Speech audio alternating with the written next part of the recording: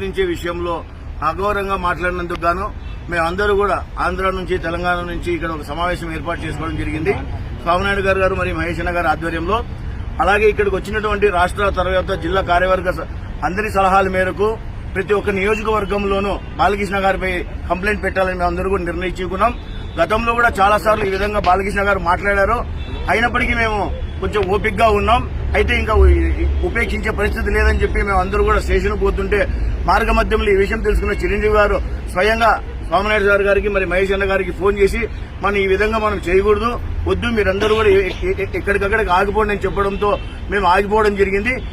ఈ సందర్భంగా అన్నయ్య చిరంజీవి గారికి కూడా చెప్తా, అన్నయ్య మీరు మంచివాళ్ళు, మీరెంత మంచివాళ్ళు ప్రపంచం అంతా కూడా చూస్తోంది. ఈ రోజు రక్తదానం అని జరుగుతోందంటే కేవలం చిరంజీవి గారి మీదే. అయితే నెక్స్ట్ ఇంకొకసారి ఎవరైనా మీ గురించి మాట్లాడితే మీరు చెప్పినా కూడా మేము ఆగే పరిస్థితి లేదన్నయ్య. దయచేసి చెప్తున్నాం, మీరు మాకు దేవుడు లాంటి వాళ్ళు, ప్రత్యక్షంగా పరోక్షంగా కొన్ని వేల లక్షల మందికి ఉపయోగపడ్డారు.